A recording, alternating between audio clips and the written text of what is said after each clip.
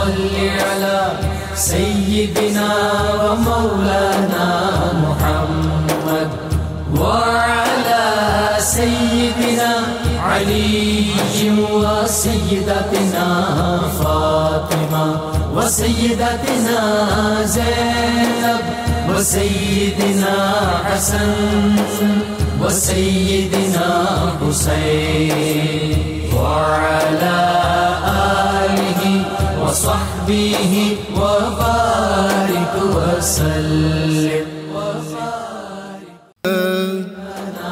محمد وعلى سيدنا علي. بسم اللہ الرحمن الرحیم. ناظرین اکرام، پروگرام صبح نور کے ساتھ آپ کی خدمت میں حاضر ہیں. میں ہوں آپ کا میزبان مجاہد احمد. حضرت ابو انیس محمد برکت علی رحمہ اللہ کی تالیف اسماء النبی الکریم صلی اللہ علیہ وآلہ وسلم سے رسول اللہ کا ایک اسم مبارک پڑھنے کی سعادت حاصل کر رہا ہوں. سیدنا حبیب اللہ صلی اللہ علیہ وآلہ وسلم، یعنی ہمارے سردار اللہ تعالیٰ کے حبیب. درود و سلام بھیجے اللہ آپ صلی اللہ علیہ وآلہ وسلم اور آپ صلی اللہ علیہ وآلہ وسلم کی آل پاک اور صحابہ کرام رضی اللہ عنہم اجمعین پر. سیدنا ابو ہریرہ رضی اللہ تعالیٰ عنہ سے روایت ہے کہ حضور نبی صلی اللہ علیہ وآلہ وسلم نے ارشاد فرمایا، اللہ تعالیٰ نے حضرت ابراہیم علیہ السلام کو اپنا خلیل بنایا اور حضرت موسیٰ علیہ السلام کو اپنے ساتھ کلام و سرگوشی کرنے والا بنایا اور مجھے اپنا حبیب بنایا. اور پھر اللہ تعالیٰ نے فرمایا، قسم ہے مجھے اپنی عزت و جلال کی، میں ضرور اپنے حبیب کو اپنے خلیل و کلیم پر ترجیح و فوقیت دوں گا. ناظرین کرام، اللہ رب العزت کا امت مسلمہ پر خاص فضل و کرم ہے. اللہ تعالیٰ نے اس امت کو اور ملت اسلامیہ کو بہت سے ہیرے اور جواہر عطا فرمائے. نبی کریم صلی اللہ تعالیٰ علیہ وآلہ وسلم کے خلفاء یعنی خلفائے راشدین سیدنا ابو بکر صدیق رضی اللہ تعالیٰ عنہ، سیدنا عمر فاروق رضی اللہ تعالیٰ عنہ، سیدنا عثمان غنی رضی اللہ تعالیٰ عنہ، سیدنا مولا علی شیر خدا حیدر کرار رضی اللہ تعالیٰ عنہ، اور ان کے بعد بھی بہت سے ایسے حکمران اس دنیا میں جلوہ گر ہوئے اور چشم فلک نے ان کو دیکھا کہ جنہوں نے حکمرانی کے انداز بدل ڈالے، جنہوں نے دنیا کو حکومت کے نئے طور طریقے سکھائے. محمد بن قاسم، طارق بن زیاد، سلطان محمد فاتح، نور الدین زنگی، صلاح الدین ایوبی، ان شخصیات کے نام سے اور ان کی خدمات سے کون واقف نہیں ہے. انہی عظیم حکمرانوں میں سے ایک نام سلطان محمود غزنوی رحمۃ اللہ تعالیٰ علیہ کا ہے، جن کو امین الملت اور یمین الدولہ کہا جاتا تھا. آپ رحمۃ اللہ علیہ عظیم حکمران اور عظیم فاتح تھے. ایڈورڈز گبن کہتا ہے کہ میں یہ سمجھتا ہوں، اور یہ شاید اس کی زندگی کا آخری فقرہ ہے، وہ کہتا ہے کہ میں یہ سمجھتا ہوں کہ غزنہ کا فاتح یعنی سلطان محمود مقدونیہ کے فاتح یعنی سکندر سے بڑا تھا، عظیم تھا. ناظرین کرام، سلطان محمود غزنوی کو اللہ تعالیٰ نے بہت سی خوبیوں سے نوازا تھا. وہ بیک وقت سپہ سالار بھی تھے، عظیم مجاہد بھی تھے، غریبوں، مسکینوں، یتیموں کے ہمدرد، خیر خواہ بھی تھے، بہت بڑے سخی بھی تھے، تہجد گزار بھی تھے، حافظ قرآن بھی تھے، صوم و صلات کے پابند بھی تھے، بہت بڑے فاتح بھی تھے، بے مثال حکمران بھی تھے. اور اس کے علاوہ بہت سی خوبیاں. شاید احمد ندیم قاسمی نے انہی جیسی شخصیات کے حوالے سے کہا تھا کہ جب بھی دیکھا ہے تجھے عالم نو دیکھا ہے، مرحلہ طے نہ ہوا تیری شناسائی کا. جب میں ان کا تذکرہ پڑھتا ہوں اور ان کے بارے میں چیزوں کو دیکھا، مطالعہ کیا، تو مجھے ان کی سب سے بڑی خوبی جو لگی اور نظر آئی اور جس نتیجے پہ میں پہنچا وہ ہے عشق مصطفیٰ صلی اللہ علیہ وآلہ وسلم. میں سمجھتا ہوں کہ یہ وہ خوبی ہے جس خوبی نے ان کی تمام خوبیوں کو جلا بخشی، اور جتنی بھی خوبیاں سلطان رحمہ اللہ کے اندر پائی جاتی ہیں وہ اسی خوبی کی بدولت ہیں. عشق مصطفیٰ صلی اللہ علیہ وآلہ وسلم کی دولت سے یہ سرشار تھے، اور ان کے دل میں عشق مصطفیٰ کا چراغ روشن تھا، اس کے ساتھ ساتھ بارگاہ مصطفیٰ صلی اللہ علیہ وآلہ وسلم سے بھی انہیں بہت کچھ عطا ہوا۔ لطف کی بات یہ ہے اور نبی کریم صلی اللہ علیہ وآلہ وسلم کے کرم کی بات یہ ہے کہ جب بھی سلطان کسی مشکل میں ہوتے، نبی کریم صلی اللہ تعالیٰ علیہ وآلہ وسلم خواب میں تشریف لا کر ان کی رہنمائی فرمایا کرتے تھے۔ اور سب سے بڑی بات جو میں سمجھتا ہوں وہ یہ ہے کہ نبی کریم صلی اللہ علیہ وآلہ وسلم خواب میں تشریف لا کر ان کی رہنمائی فرمایا کرتے تھے۔ سلطان محمود غزنوی کے دل میں 3 شبہات پیدا ہو گئے۔ ایک یہ کہ یہ جو روایت ہے العلماء ورثۃ الانبیاء، علماء جو ہیں انبیاء کی وراثت کے امین ہیں، کیا یہ روایت صحیح ہے یا نہیں؟ دوسرا شبہ یہ تھا کہ کسی نے ان کے دل میں یہ خیال ڈال دیا کہ آپ سبک تگیں کے بیٹے نہیں ہیں، اس نے آپ کو غلام کے طور پہ خریدا پالا۔ اور تیسرا شبہ یہ تھا کہ ان کا انجام کیا ہوگا۔ ایک دفعہ اپنے لشکریوں کے ساتھ گزر رہے تھے، مشل بردار بھی ساتھ تھے کہ ایک بچے کو دیکھا، وہ کچھ پڑھ رہا تھا، کتاب اس کے ہاتھ میں تھی، اور وہ ایک دکان کے پاس جا کر جہاں الاؤ روشن تھا وہاں جاتا اور اپنی کتاب کو آگ کی روشنی میں پڑھتا۔ دکاندار اس کو وہاں سے بھگا دیتا، دوبارہ پھر وہاں جاتا اور دوبارہ پھر وہ ایسا کرتا۔ سلطان کو رحم آیا، اس نے جو ہے مشل بردار سے کہا کہ اس بچے کی مشکل آسان کر دو۔ وہ مشل بردار گیا اور اس نے بچے کو مشل دے دی۔ جب رات کو سوئے، خواب میں دیکھا کہ نبی کریم صلی اللہ علیہ وآلہ وسلم تشریف لائے ہیں اور آپ صلی اللہ علیہ وآلہ وسلم نے ایک جملہ فرمایا جس سے ان کے تینوں شبہات کی نفی ہو گئی۔ وہ جملہ یہ تھا کہ اے سبک تگیں کے بیٹے، تم نے میرے وارث کی مشکل کو حل کیا ہے، اللہ تبارک و تعالیٰ تمہاری مغفرت اور بخشش فرما دے۔ اسی طرح سلطان میں بہت سی خوبیاں تھیں، انہی خوبیوں کے حوالے سے آج ہم گفتگو کریں گے۔ ہم نے اپنے اسٹوڈیو میں جن مہمانوں کو دعوت دی ہے وہ بہت جید اسکالرز ہیں اور آج کے موضوع کے حوالے سے خاص مہارت رکھتے ہیں۔ ہمارے پہلے جو مہمان ہیں ڈاکٹر طاہر حمید تنولی صاحب، آپ ان سے آگاہ ہیں، آپ ان کو دیکھتے اور سنتے رہتے ہیں اور ان کے علم سے مستفید ہوتے رہتے ہیں۔ جی، ہمارے دوسرے مہمان ہیں پروفیسر یوسف عرفان صاحب، شکریہ۔ آپ بھی جانی پہچانی شخصیت ہیں، تاریخ کے حوالے سے خاص آپ کی مہارت ہے۔ اور ہمارے تیسرے مہمان ہیں کیپٹن ریٹائرڈ جہانگیر احمد صاحب۔ کیپٹن صاحب سے ہم خاص طور پر جو سلطان محمود غزنوی رحمہ اللہ کی جنگی حکمت عملی تھی اس کے حوالے سے اور فتوحات کے حوالے سے جاننے کی کوشش کریں گے۔ جی ڈاکٹر صاحب، آپ سے میں گفتگو کا آغاز کرنا چاہتا ہوں۔ میں یہ چاہتا ہوں کہ جس طرح سلطان محمود غزنوی جو ہیں یہ ایک ہمہ جہت شخصیت تھے، اسی طرح آپ اس طرح تعارف پیش فرمائیں کہ جس میں ان کی تمام چیزوں کا احاطہ ہو جائے، خاندانی پس منظر ان کا اور ان کی سیاسی علمی خدمات، اور جس طرح آپ مناسب سمجھیں۔ جی ہاں، بالکل، بڑا اچھا آپ نے ابتدائی گفتگو میں بھی ان کا تعارف پیش کر دیا مجاہد صاحب۔ سلطان محمود غزنوی کی اہمیت جو ہے وہ ہماری تاریخ میں بہت ہی بنیادی نوعیت کی ہے۔ یعنی ہندوستان کے اندر جس طرح اسلام کا فروغ ہوا، مسلم تہذیب کا تعارف ہوا اور پھر مسلم تہذیب کو آگے یہاں قدم جمانے کا موقع ملا اور پھر اسلام کی روشنی پھیلی اور یہاں جو شرک کے اندھیرے تھے اور انسانیت کے احترام کے منافی روایات تھیں، رواج تھے، نظام تھے، اس سب کو اصلاح کا جو پہلو ملا، سمت ملی، اس میں ایک بڑا کردار سلطان محمود غزنوی کا ہے۔ یعنی اگر ہم ہندوستان کی تاریخ میں دیکھیں تو مسلمانوں کے پورے دورانیے میں 2 ایسے واقعات ہیں جنہوں نے پوری سمت کو بدل دیا۔ ایک تو سلطان محمود غزنوی کی زندگی سے متعلق ہے اور وہ سومنات کی فتح ہے، بالکل ٹھیک ہے، اور دوسرا رانا سانگا کے ساتھ ظہیر الدین بابر کا معرکہ ہے۔ صحیح۔ یعنی اس سے کیا ہوا کہ اسلام کو یہاں پہ قدم جمانے کا موقع ملا، اور یہ اعزاز اللہ رب العزت نے سلطان محمود غزنوی کو دیا کہ جو شرک کے یہاں گٹا ٹوپ اندھیرے تھے ان کا ازالہ سلطان محمود غزنوی سے اس کا آغاز ہوا۔ یعنی آپ دیکھیں سومنات کا اتنا اثر تھا یہاں پہ، اور بت پرستی کا وہ گڑھ، جو شرک کا جو گڑھ تھا ہندوستان، اس میں ایک محور کی حیثیت رکھتا تھا سومنات۔ اور سلطان کے جتنے بھی حملے تھے، اگر آپ اس کے پیچھے اصل محرکات کو دیکھیں، یعنی تاریخ نے تو مختلف چہرے پینٹ کر دیے نا، لیکن جو انڈیپینڈنٹ ہسٹورینز ہیں ان کو اگر آپ پڑھیں اور ان سورسز کے ذریعے سے سلطان کے جد و جہد تک اور ہندوستان میں آنے کے مقاصد تک پہنچنے کی کوشش کریں تو ہم یہ دیکھتے ہیں کہ ان کا بنیادی مقصد سومنات کے شہر کو توڑنا تھا. صحیح.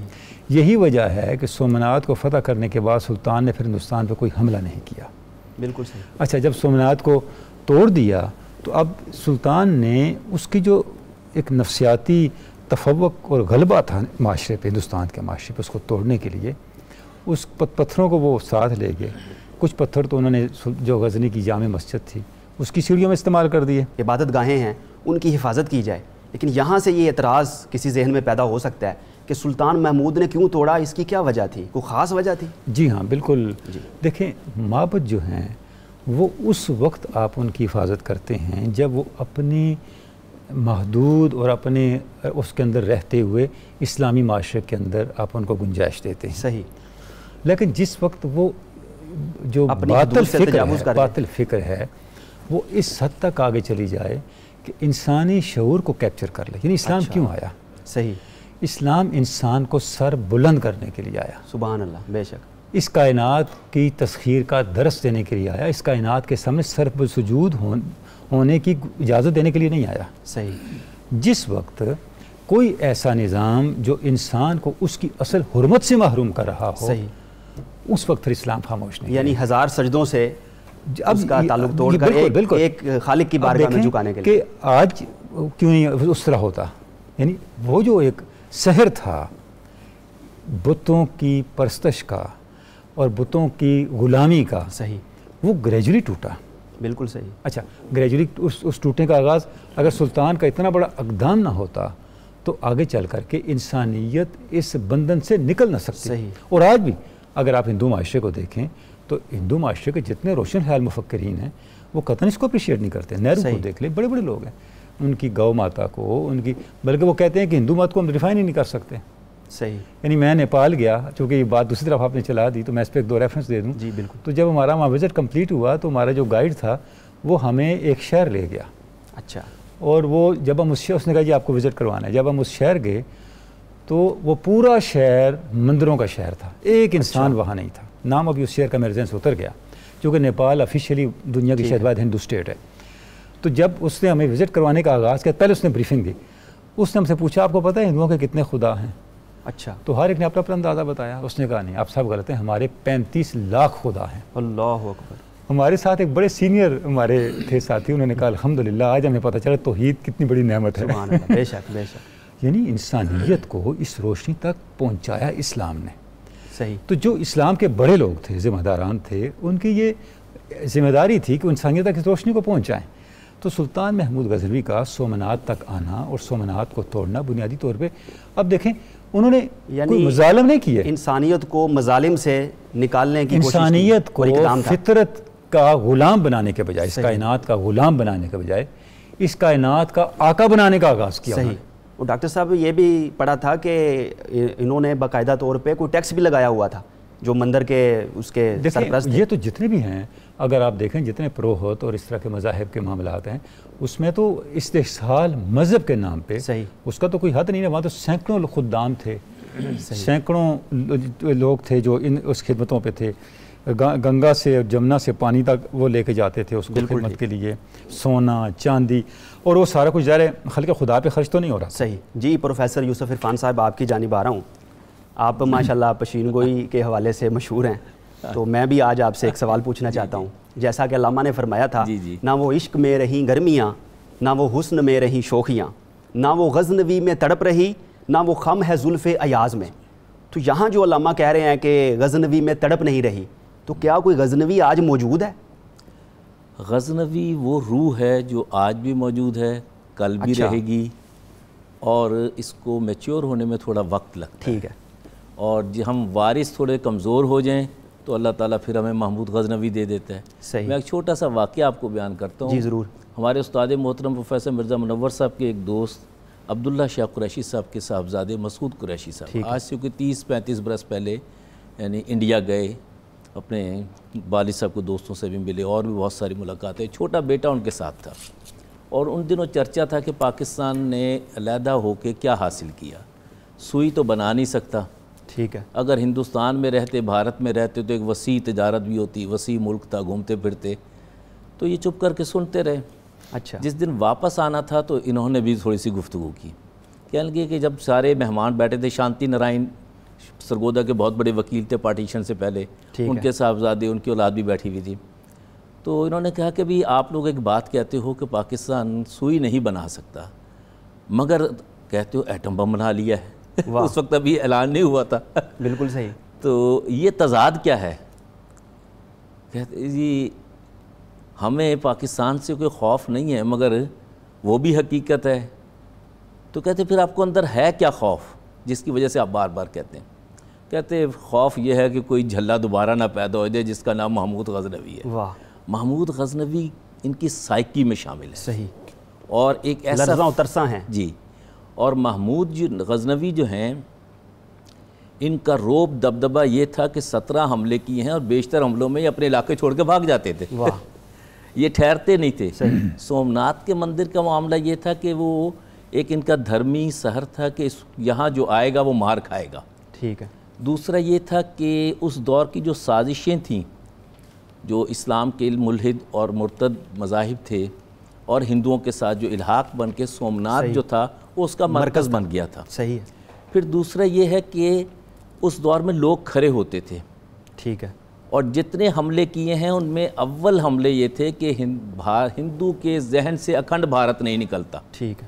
اور آج بھی اکھنڈ بھارت کی آواز بازگشت آپ افغانستان میں بھی محسوس کرتے ہیں. صحیح. اگر یہ کشمکش ختم نہیں ہوئی تو محمود غزنوی کیسے ختم ہو جائے گا؟ صحیح. ایسے ہی. اگر بھارت دلی میں بیٹھے انہیں کیا پڑی ہے کہ جی کابل پہ بھی قبضہ کریں اور ورلڈ پارٹس کو اپنے ساتھ شامل کر لیں. لہٰذا وہ تڑپ موجود ہے، وہ فرد آنا مقصود ہے اور جلد آ جائے گا. پیدا کیسے ہوگی؟ پیدا ایک صورت ہوتی ہے کہ آپ قرآن و سنت کے قریب ہو جائیں.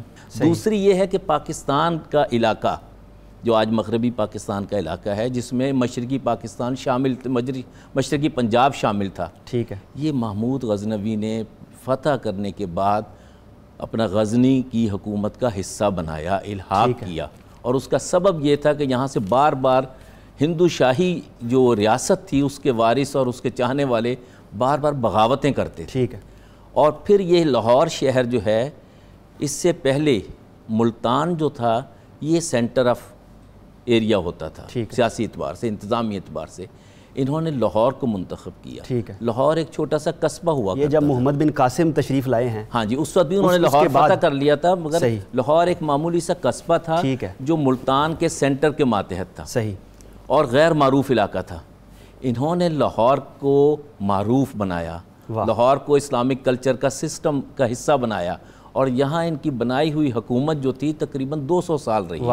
اور اس میں بہترین انہوں نے ایڈمنسٹریٹرز دیے اور بہترین پوئٹس اور رائٹرز دیے. اور پھر آپ کو بڑی حیرانی ہوگی کہ یہاں پہلا جو سیکریٹریٹ بنا ہے پاکستان کے خطے میں، اس کی سرکاری زبان عربی تھی. اور فارسی اس کی یعنی تہذیبی زبان تھی. اور اس تہذیبی زمانے میں بھی دیکھیے کہ 100 سال بعد مسعود سعد سلمان یہ شاعر تھے. یہ عربی کے بھی شاعر ہیں، فارسی کے بھی شاعر ہیں، اور اردو کی جسے ہندی زبان کہا جاتا تھا، اردو کی ابتدائی شکل بھی ان کی شاعری میں موجود ہے، جو بعد میں چل کے شاہ حسین لاہوری نو مسلم تھے، دلت تھے، وہ مسلمان ہوئے. ان کی پنجابی شاعری سب جانتے ہیں. اچھا پروفیسر صاحب، آپ کی بات میں تھوڑا سا اضافہ کرنا چاہوں گا، میرے ذہن میں بھی آ گیا کہ جو سلطان کے غلام تھے ایاز، جن سے بڑی محبت کرتے تھے، ان کو انہوں نے پنجاب کا، لاہور کا پہلا، بلکہ پنجاب کا جو ہے وہ پہلا صوبے دار مقرر کیا تھا. جی بالکل. تو میں سمجھتا ہوں جی کیپٹن صاحب آپ کی جانب یہاں یہ بھی ہے کہ ایاز جو ہیں یہ نہ صرف صوبے دار تھے، لاہور کے بانی قرار دیے گئے. انہوں نے لاہور کی رونقیں بڑھائی ہیں. 22 سال تقریباً یہاں پہ ان کی. اور مجھے تو وہ سیدنا بلال حبشی والا واقعہ یاد آ گیا کہ ایک غلام کو نبی کریم صلی اللہ علیہ وسلم نے امام بنا دیا، تو سلطان محمود بھی اسی سنت کے امین تھے. اور سلاطین دہلی کے لیے بھی ایک تقلید تھی اور نمونہ تھے. جی کیپٹن صاحب، آپ کی جانب آنا چاہوں گا کہ ہو حلقہ یاراں تو بریشم کی طرح نرم، رزم حق و باطل ہو تو فولاد ہے مومن. تو کیسی فولادی قوت تھی ان کے پاس اور کس طرح انہوں نے فتوحات فرمائی؟ بسم اللہ الرحمن الرحیم. نحمدہ و نصلی علی رسول الکریم. میں ایک سے پہلے کہ بات شروع کروں، میں جو آئین خلافت ہے ذرا اس کا تھوڑا سا وضاحت کرنا چاہتا ہوں کہ ایک حکمران جو ہے، مسلمان حکمران، اس کے پاس حکومت کرنے کا کیا جواز ہوتا ہے. یہ جو استخلاف فی الارض ہے ٹھیک ہے وہ اس کی اتھارٹی ہے اور وہ آئین خلافت ہے. واہ. سورہ سعد پارہ 23 آیت نمبر 23 اللہ تعالیٰ نے فرمایا ہے یا داود انا جعلناک خلیفۃ فی الارض صحیح. فاحکم بین الناس بالحق ولا تتبع الہوی فیضلک عن سبیل اللہ ان الذین یضلون عن سبیل اللہ لہم عذاب شدید بما نسوا یوم الحساب. اس میں ساری چیزیں موجود ہیں. سب سے پہلے تو اس کو جو خلافت ملتی ہے حکمران کو وہ اللہ کی طرف سے ملتی ہے. صحیح. اور استخلاف فی الارض کا جواز یہ ہے کہ وہ اللہ تعالیٰ کی طرف سے وہ مقرر ہوا ہے. اور انسانوں کے درمیان فاحکم بین الناس بالحق. صحیح. اور وہ حق کیا ہے؟ وہ دین اسلام ہے. سبحان وَمَن يَبْتَغِ غَيْرَ الْإِسْلَامَ دِينًا فَلَن يُقْبَلَ مِنْهُ. صحیح. اس سے ہٹ کے کچھ کرے گا تو وہ مانا نہیں جائے گا. اس کے بعد جو تیسری شک آ گئی کہ وہ جو ہوائے نفسی سے بچے گا وَلَا تَتَّبِعِ الْهَوَىٰ، کیونکہ وہ اس کو سبیل اللہ سے ہٹا دے گی. اور جو لوگ اللہ تعالیٰ کی سبیل سے ہٹ جاتے ہیں ان کے لیے شدید عذاب ہے، کیونکہ انہوں نے یوم حساب کو فراموش کر دیا. اس میں ایک حکمران کے لیے پورا ایک چارٹر موجود ہے. اب یہ ذرا دیکھیے حکمران کو کیسا ہونا چاہیے. حکمران کو اس میں ساری باتیں آ گئیں. اب ایک جو بات ہے نا لہم عذاب شدید بما نسوا یوم الحساب، یوم حساب سے پہلے ان لوگوں کے لیے ایک شدید عذاب ہوئے گا. اس کا مطلب ہے کہ جو دنیا میں ظالم جابر حکمران ہے اور جو فساد فی الارض کرتے ہیں، جو فجار ہیں، ان کے لیے اللہ تعالیٰ یوم حساب سے پہلے ہی کوئی انتظام فرما دے گا کہ ان کو عذاب حاصل ہوئے گا. صحیح. آپ حضرت علی کرم اللہ وجہ مولا کائنات ان کا بڑا کرم اللہ وجہ ان کا بڑا مشہور قول ہے کہ کفر کی حکومت تو چل سکتی ہے، ظلم کی حکومت نہیں چل سکتی. صحیح. سلطان محمود غزنوی رحمۃ اللہ علیہ روحانی طور پر ایک بہت ہی نسبت والے اور فیض یافتہ انسان تھے. وہ خود ایک بہت بڑے مفسر تھے اور ایک کتاب جو ہے ان کی التفرید کے نام سے موجود ہے. صحیح. اور جو مسلم مفسرین ہیں اور محدثین ہیں ان کے جو ناموں کی جو کتاب ہے، جو علم الرجال کے جو چیپٹر میں چیزیں آتی ہیں، ان میں ان کا نام بطور حکمران نہیں بطور ایک مفسر اور ایک محدث کے طور پر لیا جاتا ہے. اور علم سے ان کو اتنی شغف تھا کہ فردوسی، بہقی، البیرونی اور فروخ سیستانی جیسے عالم ان کے دربار میں تھے. ان کو کڈنیپر آف سکالرز کہا جاتا ہے. صحیح. اب یہ جو ان کی جو فوجی مہمات ہیں ان کے پیچھے نقطہ یہ تھا کہ ہندوستان میں جگہ جگہ پر جو مذہب کے جو مراکز تھے، مندر تھے، یہ طاقت کا سرچشمہ بنتے جا رہے تھے. صحیح. یہ ایکسٹارشن کرتے تھے، بہت زیادہ زر و جواہر لوگوں سے چھینتے تھے. اور سلطان محمود غزنوی رحمۃ اللہ علیہ کی جو ہندوستان کی جو مہمات ہیں، ان کی محمد بن قاسم رحمۃ اللہ علیہ کی جو سندھ کی جو فتح ہے اس سے بڑی مماثلت ہے. واہ. ایک بڑا مشہور واقعہ ہے کہ ملتان میں پہلے میں یہ بتاؤں کہ طاقت کے 3 مرکز تھے جو اقتدار کے. ایک تو ملتان تھا، وہاں پر ابو الفتوح داود وہ ایک بد عقیدہ قسم کے مسلمان تھے. اور یہ جو ملتان مرکز ہے یہ عرب کے جو اس وقت تک جو روڈ جو جرنی ہے، جو زمینی فاصلہ طے کرنا اس وقت بڑا مشکل تھا اور سمندر کے راستے عرب سندھ میں داخل ہوئے تھے. ٹھیک ہے. یہ جو ملتان تھا یہ ان کے جو ڈیسیڈنٹ تھے، ان کے جو بھگوڑے تھے، ملتان میں آ کے جمع ہو جاتے تھے. ٹھیک ہے. یہ ذرا ریموٹ ڈسٹنس ہو جاتا تھا. صحیح. زمینی ان کی سرکوبی مشکل ہو جاتی تھی. ٹھیک ہے. ان کے آپ دیکھیں کہ جب عباسی خلیفہ جو تھے القادر باللہ، وہ بہت ہی شریف آدمی تھے، تو ان کو بعد عقیدہ لوگوں نے تو یرغمال نظر بند کر دیا تھا. سلطان نے ان کو ریسکیو کیا اور ان کو ریسٹور کیا. اور وہ پین اسلامزم کے بھی قائل تھے اور ایک مرکزیت کے بھی قائل تھے، اور ہمیشہ خلیفہ بغداد کے امیر کے طور پر انہوں نے وہ رہے. اب ایک واقعہ پیش آ گیا. کیپٹن صاحب واقعہ آپ سے سنتے ہیں، وقت ہوا ہے بریک کا. ناظرین کرام، یہاں ہم نے لینا ہے مختصر سا وقفہ. ہمارے ساتھ رہیے گا اور دیکھتے رہیے گا پروگرام صبح نور.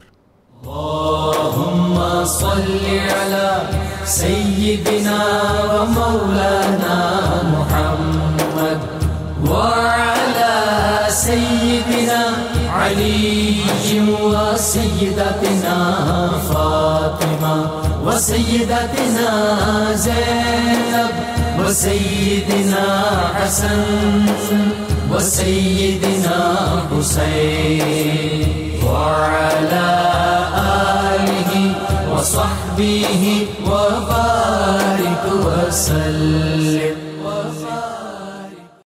اللهم صل على سيدنا ومولانا محمد وعلى سيدنا علي وسيدتنا فاطمة وسيدتنا زينب وسيدنا حسن وسيدنا حسين وعلى آله وصحبه وبارك وسلم. وفانا محمد وعلى سيدنا.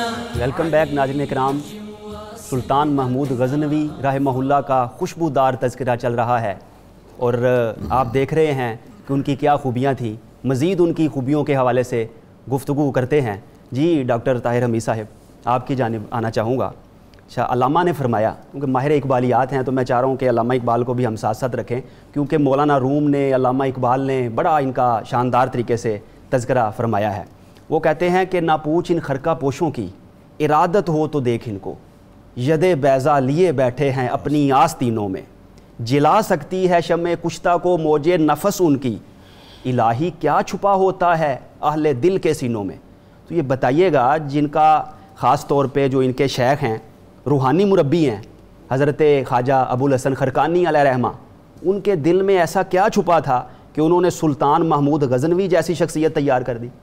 جی ہاں بالکل آپ نے علامہ کا ذکر کیا. تو علامہ جب سفر افغانستان پہ گئے تو بطور خاص وہ تشریف بھی لے گئے تھے. اچھا وہاں پہ اور علامہ کا بڑا حاضری دی وہاں بہت زیادہ خراج تحسین علامہ نے پیش کیا صحیح سلطان محمود غزنوی کو. اس کی وجہ یہی ہے کہ سلطان محمود غزنوی صرف حکمران نہیں تھے جس طرح کیپٹن صاحب نے بیان کیا, پروفیسر صاحب نے بھی بڑا پیارا ذکر کیا, بلکہ وہ حکمران کے ساتھ ساتھ وہ ایک مثالی مسلمان تھے. صحیح صوفیاء کے ساتھ علماء کے ساتھ ان کا جو تعلق تھا.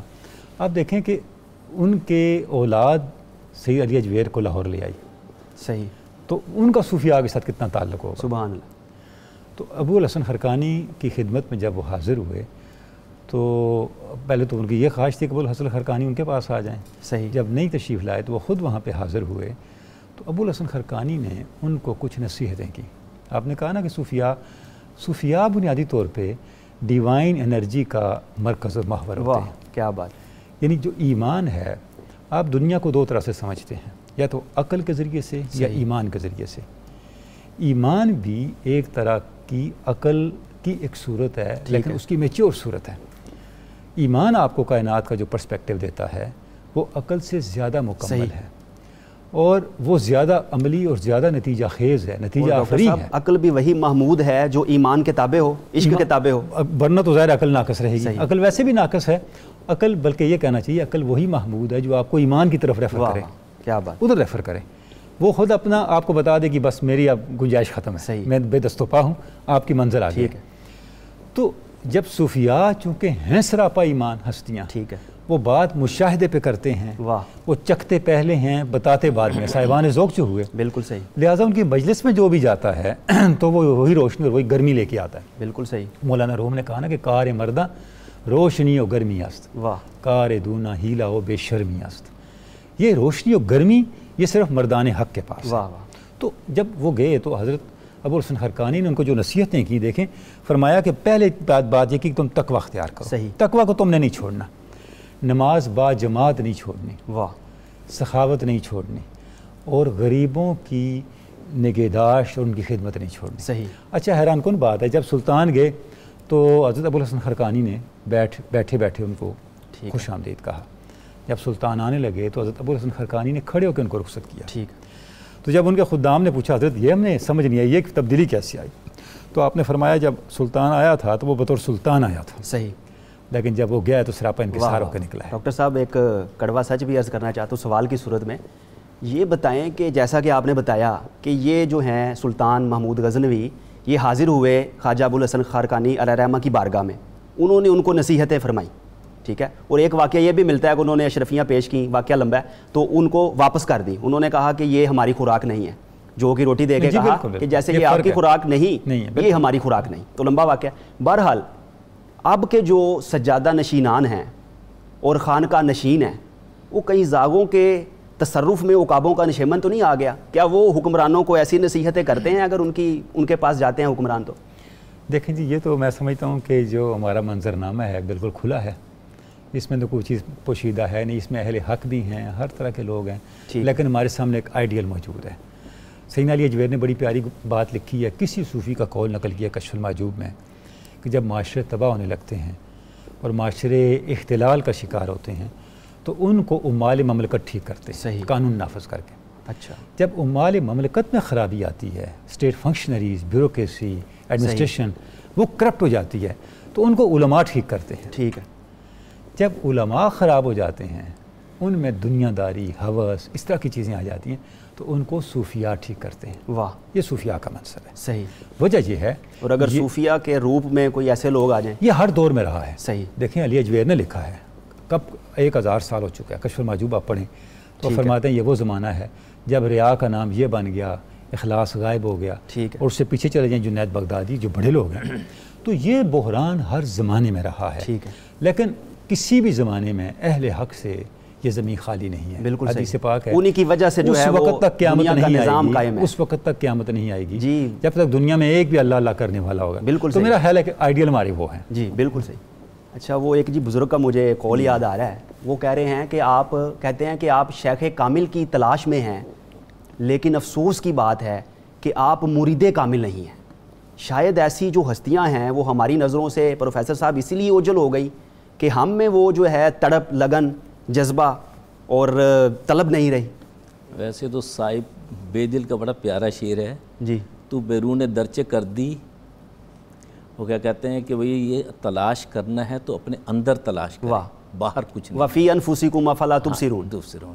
اچھا، میں یہاں ابھی حضرت علی بن عثمان حجویری رحمۃ اللہ علیہ، حضرت داتا صاحب کا ذکر ہو رہا تھا، تو میں T.W. آرنلڈ کی تحریر ہے دا پریچنگز آف اسلام، ٹھیک ہے، یہ لکھتے ہیں کہ محمود غزنوی اکیلا نہیں تھا۔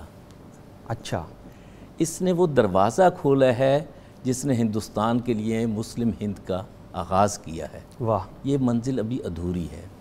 ان کے ساتھ اولیاء آئے، علماء آئے، خاص طور پہ یہ نورستان جو ہے وہاں پر باقاعدہ تبلیغ کا انتظام کیا۔ ٹھیک ہے، پھر یہاں پر یہ اپنا نمک جو ہے سالٹ رینج، یہاں پر خاص طور پر اہتمام کیا۔ پھر یہ ایک اڈا بنا، پھر انہوں نے جب ملتان کو چینج کر کے لاہور کو رکھا تو لاہور دلی اور آگے یو پی کے لیے راستہ ہے، ٹھیک ہے، اور کشمیر کو مینج کرنے کا بھی آسان طریقہ ہے۔ اور یہ کشمیر کا مسئلہ وہی بنا ہے۔ وہ ایک دور رس زیرک حکمران تھے، اور ان کی خوبی یہ تھی کہ وہ رات کے عابد تھے اور دن کے مجاہد تھے۔ ٹھیک ہے، آپ نے درود لکھی کا نام سنا ہوگا؟ جی بالکل۔ اب درود لکھی جو ہے یہ رات گئے تک درود پڑھا کرتے تھے۔ اس وقت بھی نبی محترم صلی اللہ علیہ وسلم نے فرمایا کہ بھی تھک جاتے ہو سارا دن جہاد کر کے اور دیگر کام کر کے، تو اپنا درود مختصر کر لو۔ صحیح، تو وہ درود لکھی آج بھی ہندوستان میں پڑھا جاتا ہے، میری والدہ بھی پڑھا کرتی تھی، ہماری فیملی میں بھی تھا۔ یہ وہ باکمال بزرگ ہیں۔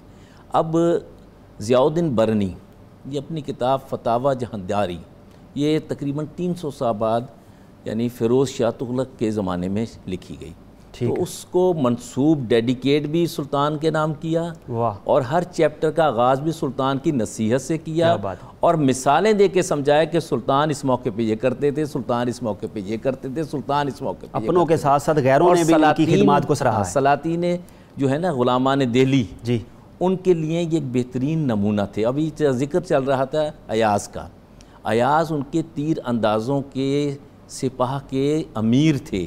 وہ کہ یہ نہیں تھے، ٹھیک ہے غریب آدمی تھے، ان کی تربیت ہوئی، اور وہ بھی وہ شخص تھا جو مرتے دم تک اپنا پہلا دن نہیں بھولا جب وہ یا محمود صاحب کے، محمود غزنوی کے در پر آئے تھے.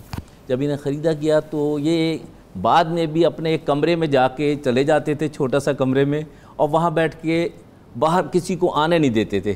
ٹھیک ہے. کسی نے کہا جی آپ سے بڑا پیار ہے، یہ تو کسی کو آنے نہیں دے، آپ کو بھی کار کر دیں گے. تو محمود غزنوی کو جب پتہ لگا، انہوں نے کہا بھی کیا ماجرا ہے؟ تو کہتے جی چلیے آپ میرے ساتھ.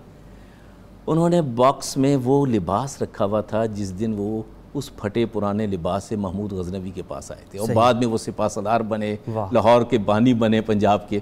اب دوسری بات جو ہے، محمود غزنوی کی کیا خوبیاں تھیں؟ خوبیاں تو بے شمار ہیں، اور جیسے میں نے کہا کہ وہ ایک مرد حاکم مثالی حکمران تھے. ٹھیک ہے. ان کا سب سے بڑا کام یہ تھا کہ عدل، انصاف. اگر ان علاقے کے لوگوں کو فتح کیا ہے تو جنگ میں جو لوگ مرے ہیں، بعد میں کسی پر ہاتھ نہیں اٹھایا. عوام پہ ہاتھ اٹھانا تو دور کی بات ہے، صحیح. عورتوں اور بچوں پر ہاتھ اٹھانا تو دور کی بات ہے. یہ وہ مثالی حکمران ہیں. پھر انہوں نے دیکھیں کہ یہ ہندو بھی، جے پال جو ہے، جب یہ لمغان کے موقع پہ پشاور سے پرے جا کے لڑنے کے لیے کہ جس غزنی ہمارا ہے، تو جب گرفتار ہوا ہے اپنے 14-15 بیٹوں اور پوتوں کے ساتھ، تو تاوان دے کے گیا ہے، مگر غیرت مند اتنا تھا کہ چتا میں جل کر راکھ ہو گیا کہ میں اس ندامت کے ساتھ زندہ نہیں رہوں گا. غیرت ہوتی ہے، صداقت ہوتی ہے. اب تیسری بات جو تھی عدل. محمود غزنوی کا عدل جو تھا پوری دنیا میں مشہور تھا. ان کے دشمن ریاستیں خواہ وہ سلجوقی تھے، وہ بھی مثال دیا کرتے تھے. اس کی چھوٹی سی مثال کہ سلطان کے عزیز، قریب ترین عزیز، وہ اپنے شوق آوارگی میں جس گھر میں جاتے جا کے بیٹھ جاتے. ٹھیک ہے.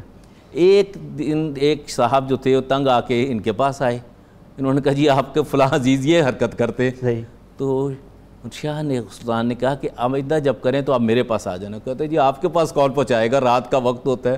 تو انہیں ایک راستہ بتایا کہ آپ نے یہاں آ کے آواز دینی ہے جب کوئی روکے. تو تیسرا دن گزرا تھا تو وہاں سے آواز آئی، یہ اسی وقت چل پڑے اور جا کے دیکھا کہ جو انہوں نے کہا ہے وہ سچ ہے. صحیح. اپنے قریب ترین عزیز کو اپنے ہاتھ سے مارا. صحیح. انصاف کے معاملے میں سب برابر تھے، کوئی لچک نہیں. امیر ہو یا غریب ہو، قریب ہو یا دور ہو، صحیح، مسلم ہو یا غیر مسلم ہو. انصاف وہ چیز ہے جو معاشرے میں امن قائم کرتی ہے، معاشرے میں مساوات قائم کرتی ہے. اور محمود غزنوی تو وہ دروازہ ہیں اس خیر کا کہ اس نے آگے بھی چل کر یہی کام. صحیح، بالکل صحیح. جی کیپٹن صاحب، ایک ہی صف میں کھڑے ہو گئے محمود و ایاز، نہ کوئی بندہ رہا اور نہ کوئی بندہ نواز. یہ جس کے عدل و انصاف کے حوالے سے بات ہو رہی ہے، مساوات بھی علامہ نے اشارہ فرمایا ہے اس شعر میں، اور آپ واقعہ بھی بیان کرنے لگے تھے. میں چاہ رہا ہوں وہ مکمل کر لیں، پھر مزید اس پہ بات کرتے ہیں. اب چونکہ ایک بہت بڑے اسلامی ایک جرنیل تھے اور دین اسلام کے اوپر بہت اچھے طریقے سے کاربند تھے، ان کی جو مہمات ہیں اس کی وجہ ڈسکس کرنا میں ڈسکس کرنا چاہتا ہوں. جی. سلطان محمود کے زمانے میں ایک واقعہ ملتان میں یہ ہوا کہ ایک عورت کا ایک ہی بیٹا تھا اور اس کو ایک پر محمود شاہ منگرولی، ایک باطنیہ فرقہ کے کوئی بعد عقیدہ مسلمان کوئی وہاں کا لیڈر تھا، انہوں نے مروا دیا. اور جب ان سے مطالبہ کیا گیا تو وہ بھاگ کے جا کے اس میں یہ جو ان کا سومناتھ ہے مندر، وہاں پر جا کے اس کو پناہ دی گئی. یہ جو اس زمانے کے جو ہندوؤں کے مندر مراکز تھے، یہ جو زائرین کی کشتیاں وہاں سے گزرتی تھیں اور بائی روڈ مسلمان اور باقی لوگ ٹریول کر کے زائرین جاتے تھے، ان کو لوٹتے تھے. محمد بن قاسم رحمۃ اللہ علیہ کے بعد سندھ میں بڑی کافی تعداد میں مسلمان موجود تھے اور باقی انڈیا میں بھی بزرگان کی وجہ سے پینیٹریٹ مسلمان کر رہے تھے. یہاں پر ذرا ہندو کی جو مینٹیلٹی ہے اس کو ڈسکس کرنا چاہتا ہوں. مسلمان مذہبی رواداری کے قائل تھے اور بہت ہی مساوات انہوں نے، جس طرح آپ نے شعر بھی پڑھا، مگر ہندو سے یہ توقع نہیں تھی. آج کل دیکھیں ہندوستان میں کیا ہو رہا ہے مسلمانوں کے ساتھ. یہ جب سلطان وہاں سے آئے تو دو چیزیں ذرا، دو مہمات بڑی امپارٹنٹ ہے. ایک تو تھانے سر جو کہ دہلی سے نارتھ اور کشمیر کے ساؤتھ میں علاقہ ہے، وہاں پر ایک بہت بڑا مندر تھا، جگسوم نام کا ایک بت تھا، جو یہ کہتے تھے کہ روز ازل سے موجود ہے اور زندگی وہ عطا کرتا ہے. جو آواگان کی فلاسفی کے پیچھے وہ کہتے ہیں کہ وہ فورس ہے. اس بت کو جا کے توڑا، تباہ کیا اور اس کے جو ٹکڑے ہیں وہ حرمین شریفین میں بھجوائے اور مدینہ شریف اور مکہ شریف کی گلیوں میں ان کو پیس کر ڈالا گیا کہ لوگ ان کے اوپر سے گزریں. صحیح. اسی طریقے سے سلطان بطور جرنیل جب آپ ملتان سے آگے بڑھے تو 45,000 اونٹوں کے اوپر ان کا سامان مشتمل تھا. یہ ریگستانی علاقہ ہے جو راجستھان کے نارتھ میں جو موجودہ گجرات ہے, گجرات کا ساحلی علاقہ ہے جہاں پر یہ مندر تھا سومناتھ کا, اور آج کل وہ علاقہ بابری دار اس کو کہتے ہیں. یہ گجرات کا کوسٹل ایریا ہے. وہاں جا کر ایکسپیڈیشن کی. اس علاقے میں کوئی بھی اتنی بڑی زمینی جو مہم کشی نہیں ہو سکی. سلطان نے جا کے وہ کی اور بت کو اپنے ہاتھوں سے توڑا, کدال لے کے خود توڑا. اس کے 4 حصے کی اس کے ڈیبری کے ایک غزنی کی جامع مسجد کی سیڑھیوں میں جا کر لگایا گیا, اور ایک حصہ بغداد بھیجا گیا. وہاں کی مساجد کی فرش بنائے گئے, سیڑھیاں بنائی گئیں, اور حرمین شریفین میں ایک حصہ بھیجا گیا کہ مکہ شریف اور مدینہ شریف کی گلیوں میں روندا گیا. یہاں پر یہ نقطہ بتانا ضروری ہے کہ جو آج کل کے جو ہندو رائٹر ہیں خاص طور پر, انہوں نے سلطان محمود کو پورٹرے کیا ہے کہ ایک یوسرپر اور ایک غاصب کے طور پر, کہ وہ عملے دولت کے لیے کرتے تھے. بڑی اہم بات ہے یہ جو میں نے آپ کو بتائی ہے بات, اس سے ان کے آئین کا, ان کے نظریہ کا پتہ چلتا ہے کہ دین اسلام کے پرچار تھے. پروفیسر صاحب نے بتایا کہ جنگ کے ماحول کے بعد کوئی کسی کو سزا نہیں دی, کچھ نہیں کیا. یہ سلطان محمود کی جو یہ حکمت عملی کی میں نے آپ کو بات کی کہ 2 جو یہ مہمات ہیں یہ بڑی مشہور ہیں. پھر بھیرا ایک مرکز تھا جس کو بھاٹیا بھی کہتے تھے, وہاں بجرا ایک حکمران تھا, اس کو شکست دی تو وہ بھی شرمندگی اور ذلت کے باعث اس نے بھی خودکشی کر لی. تو اس لیے سلطان تو ان کو سدھانے کے لیے آئے تھے, اور اسلام کا جو پرچار ہے وہ ان کی مہم کا ایک حصہ تھا. اور اس کے پیچھے جو سوچ تھی وہ یہ تھی کہ مسلمانوں کی مذہبی رواداری کا جو اصول ہے یہ سب کو اپنانا چاہیے. جہاں پر مسلمانوں کے ساتھ مظالم ہوتے تھے اور مندر جو ہے یہ جگہ اور یہ جو اس طرح کا تاوان لینے کے اوپر لگے ہوئے تھے اور انسانیت کو تنگ کرتے تھے, ظلم کرتے تھے, فساد فی الارض کرتے تھے, فجار تھے, ان سب کو ڈیپوز کرنے کے لیے سلطان آئے تھے اور اسلام کا پرچم انہوں نے سر بلند کیا. جی ڈاکٹر صاحب آپ کی جانب آؤں گا. یہ جیسا کہ ابھی بات ہو رہی تھی کہ سلطان جو ہیں وہ تعصب پسند نہیں تھے اور کوئی قتل و غارت والا معاملہ بھی نہیں تھا, بلکہ ان کی فوج میں بھی کچھ ہندو بھی موجود تھے, اور جو اسلام پھیلا ہے وہ سلطان نے تلوار کی زور پہ نہیں پھیلایا بلکہ علماء صوفیہ کو ساتھ لائے, ان سے متاثر ہو کر لوگوں نے اسلام قبول کیا. کیا کہیں گے اس پہ؟ جی ہاں بالکل ایسے ہی ہے جی. اگر سلطان کو دیکھیں تو ان کی جو گورننس تھی, ان کا جو انداز حکمرانی تھا, اس کے اندر جس کو کہتے ہیں نا جی انسان گری کا پہلو تھا, معاشرہ سازی کا پہلو تھا. اب دیکھیں انہوں نے غزنی کے اندر جہاں ان کا پایا تخت تھا یونیورسٹی بنائی, لائبریریاں بنائیں. فارابی کتنا بڑا فلسفی ہے, صحیح, یعنی ہماری پولیٹیکل تھاٹ کا آغاز ہی فارابی سے ہوتا ہے. اور جو غیر عربی مسلم فلاسفرز ہیں ان میں شاید پہلا بڑا نام فارابی ہے, صحیح, جسے معلم اول بھی کہتے ہیں, تو وہ ان کے دربار کا پروردہ تھا. البیرونی کتنا بڑا نام ہے. تو یعنی یہ وہ لوگ ہیں جو سائنسز سے متعلق ہیں, شعراء کے نام ابھی لیے بالکل صحیح کیپٹن صاحب نے. تو یہ کلچر تھا پورا جس کو وہ سلطان محمود غزنوی ڈیولپ کر رہے تھے. بالکل ٹھیک ہے. تو وہ اس طرح کا مزاج رکھنے والا بادشاہ انسان کچھ تو ہو نہیں سکتا. ان کی جو فتوحات انہوں نے فرمائی ہیں اس کی وجوہات بنیادی کیا تھیں, مطلب کس طرح, کیا آپ کے خصائص تھے؟ دیکھیں فتوحات, یہ جو ہندوستان کی طرف ان کے آنے کا بنیادی مقصد فتنہ و فساد کا خاتمہ تھا. صحیح, مظلوموں کی حمایت. کیونکہ دیکھتے ہیں کہ اس کے پیچھے چھیڑ خانی تو ادھر سے ہوتی تھی. ٹھیک ہے. اب اس چھیڑ خانی کو روکنا ضروری تھا. اور دوسرا یہ ہے جب وہ یہاں پہ آئے ان فتنوں کو کلا کما کے لیے جو ان کی اپنی سلطنت کے لیے خطرہ تھے, تو یہاں پہ جب ماحول دیکھا, استحصال کا ماحول ہے, مذہب کے نام پہ انسانیت کو لوٹنے کا, انسانیت کو دبانے کا ماحول ہے, کرش کرنے کا ماحول ہے, تو اس کے اندر پھر ظاہر ہے ہر بات جو ہے وہ آگے چلتی چلی گئی. ٹھیک ہے. اور جو ایک دیو مالائی اثر تھا, اساطیری اثر تھا بتوں کا, صحیح, اس کو توڑنا پھر ضروری تھا. اس کے بغیر یہاں اس معاشرے سے نہ تو وہ مخالفت ختم ہو سکتی تھی جو ان کی ریاست کو درپیش تھی, اسلام کو درپیش تھی, مسلم معاشرے کو درپیش تھی, نہ ہی اسلام کا پیغام آگے بڑھ سکتا تھا. ٹھیک ہے. تو یہ بنیادی فیکٹر تھا. یہی وجہ ہے کہ سلطان محمود غزنوی کو ہمارے بڑوں ہی نہیں بلکہ تاریخ کے بڑے لوگوں نے, جیسے گبن کا آپ نے نام لیا, صرف حکمران نہیں قرار دیا, صحیح, بلکہ ان کو ایک ویژنری قرار دیا. واہ. ان کو ایک بہت بڑا معاشرے کا بنانے والا اور ایک تہذیب کی بنیاد رکھنے والا قرار دیا. اب دیکھیں علامہ کے آپ ٹریبیوٹ کو دیکھیں جو علامہ نے اشعار ان کے لیے کہ میں ایک دو اشعار یہاں پیش کرنا چاہوں گا ذرا اندازہ ہو کہ ان کے پرسپیکٹو میں علامہ کی سلطان محمود غزنوی کا مقام و مرتبہ کیا تھا. وہ کہتے ہیں جب میں سلطان محمود غزنوی کے مزار پہ حاضر ہوا تو میں نے دیکھا یہ کون ہستی ہے گنبدے در طوف او چرخ بری تربت سلطان محمود استی. واہ. یعنی وہ گنبد جس کا طواف آسمان کر رہا ہے یہ سلطان محمود غزنوی کی تربت ہے. زیر گردوں آیت اللہ رایتش قدسیاں قرآن سرا بر تربتش. صحیح. کہ ان کا پرچم آسمان کے نیچے آیت اللہ ہے. صحیح. اللہ کی نشانی ہے. جی پروفیسر یوسف اور فرشتے وہاں قرآن پڑھ رہے ہیں. سبحان اللہ. وقت جو ہے وقت کم رہ گیا ہے. میں چاہتا ہوں کہ سلطان محمود غزنوی کا پیغام حکمرانوں کے نام. میں ایک چھوٹی سی مثال ہی دیتا ہوں ان کی. یعنی حکمران بنے تو غزنی کی چھوٹی سی ریاست ان کے پاس تھی.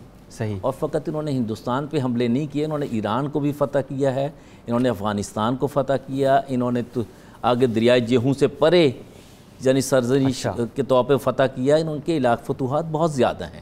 اور جہاں تک ہندوؤں کا تعلق ہے, ابھی ابوالفتح داؤد کا ذکر چل رہا تھا اور وہ منگرول کا, تو یہاں پر جب حکومت بنائی گئی غربی سکھ پال کی تھی. ٹھیک ہے. تو گنڈا جو یعنی اسے نندا بھی کہتے ہیں, اس نے محمود کے جانے کے بعد محمود غزنوی کے فوراً اس علاقے پہ اپنا حاکم بٹھایا, اسے مار دیا. تو محمود غزنوی ان کو سرکوبی کے لیے آئے جن کے ساتھ جو معاہدے میں تھے ان کی حمایت کرنا, ان کی حفاظت کرنا اپنی ذمہ داری سمجھتے تھے. اور یہ نندا جو ہے یہ بھاگتا ہوا دور تک گیا, پھر اس کا پیچھا کیا, پھر الٹیمیٹلی اس نے معافی مانگی اور ایک ہندی میں نظم قصیدہ لکھا اور محمود غزنوی نے انہیں رہا چھوڑ دیا, بلکہ 15 گاؤں مزید دے دیے قلعے. یہ ایک رحم دل حکمران تھے. دوسرا یہ ہے کہ ان کی ریاست کی توسیع اس بنیاد پر ہوئی کہ ہر کوئی چھوٹا ہونے کی وجہ سے ان پہ قبضہ کرنا چاہتا تھا. یہ دفاعی جنگیں تھیں. آپ کی جانب آنا چاہ رہا ہوں. محمود غزنوی کا پیغام مجاہدین اسلام کے نام. ہندوستان کی جو محمود غزنوی رحمۃ اللہ علیہ کی جو مہم ہے یہ خالصتاً مذہبی بنیاد پر تھی, ایک فتنہ کو ختم کرنے کے لیے تھی. جس طرح صلیبی جنگیں ہوئی تھی اسی طرح تمام اسلامی دولت اسلامیہ سے مجاہدین اس میں شامل ہوئے. صحیح. اور مرسنریز نہیں تھے. اس نقطہ نظر سے آج بھی ہندوستان میں وہی حالات پیدا ہو رہے ہیں. صحیح. ہندوتوا کی شکل میں مسلمانوں کے ساتھ اور باقی اقلیتوں کے ساتھ بھی ظلم ہو رہا ہے.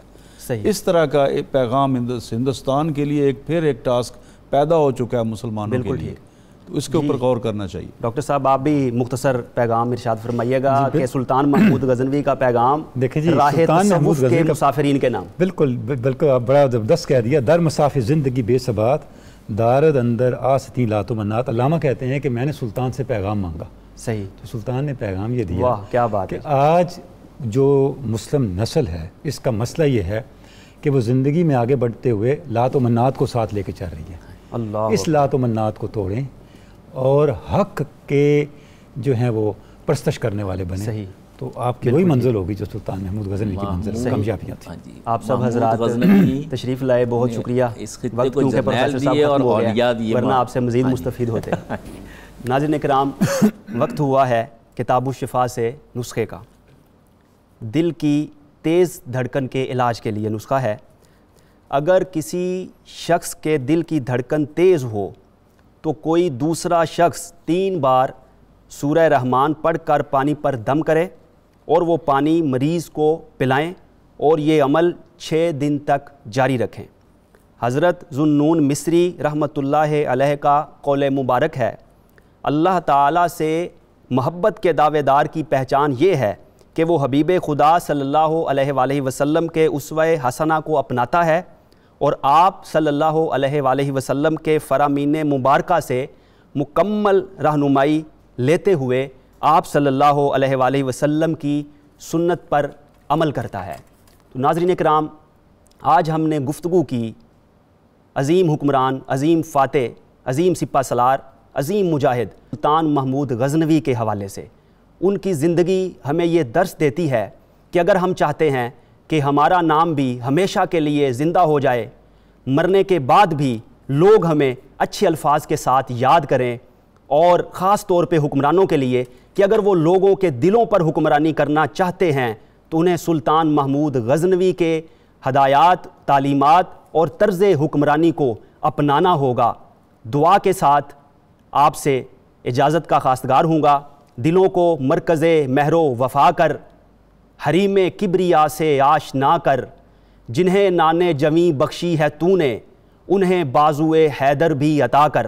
اور ہمارا صبح نور کا پیٹرن آخر میں نعرہ لگایا جاتا ہے جو دنیا بھر کے اور خاص طور پر اب کفرستان کے ایوانوں میں بھی گونج رہا ہے۔ تمام مہمان بھی میرے ساتھ نعرے میں یقیناً لگانے میں شریک ہوں گے، اور تمام سامعین، ناظرین اور یہاں کے دیگر شرکاء بھی، تو میرے ساتھ مل کر نعرہ لگائیے گا، پاکستان کا مطلب کیا؟